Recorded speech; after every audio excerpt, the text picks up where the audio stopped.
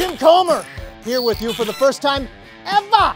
It's a preseason edition of Mad Fantasy. Whose fantasy stock are we buying and whose are we selling away? And we're going to start at the wide receiver position, and we're going to talk about the law offices of Jakobi and Meyers, the short sellers, the pessimists, the bears who are circling New England. But us Patriot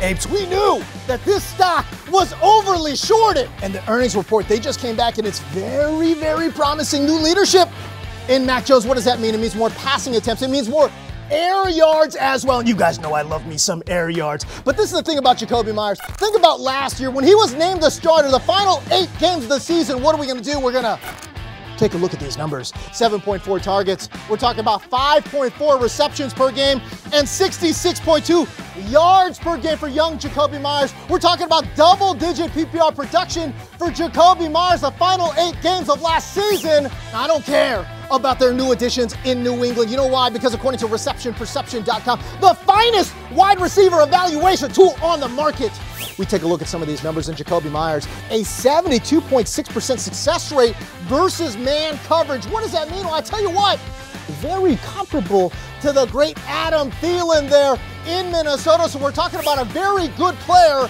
in Jakobi and Meyers, and that's why I'm saying if you take Jakobi in the double-digit rounds, my boys, the short squeeze is in play. We're going straight to the moon.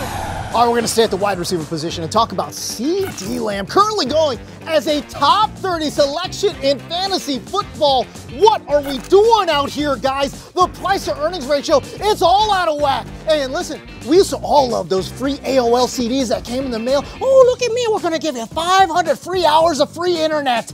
Well, listen, when it comes to this particular CD, I've got some questions. The first being, is he going to be the #1 wide receiver there in Dallas? The answer there, it's unknown, but if you're asking me, I'm saying, no. It's going to be Amari Cooper. The second question, is he going to play outside more? Because last year, this is a man who played 90% of his snaps as an inside wide receiver. Well, why does that matter, you say? Well, it's because of this. 16 out of the top 20 fantasy wide receivers last year played at least 55% of their snaps outside. Will CeeDee Lamb kick outside a little bit more? That is yet to be determined. And finally, my question is this: does he have touchdown upside? And again, that answer is, I don't know.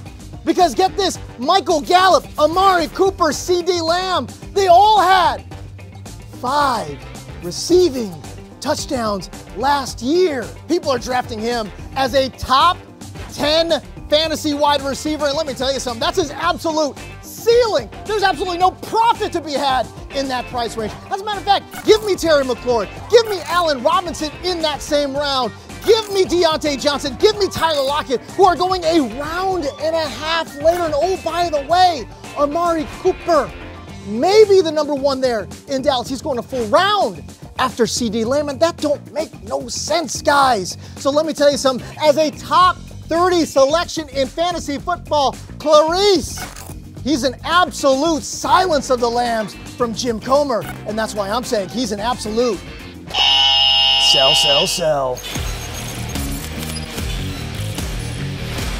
What are you doing? I'm so sick of this. This. You know what?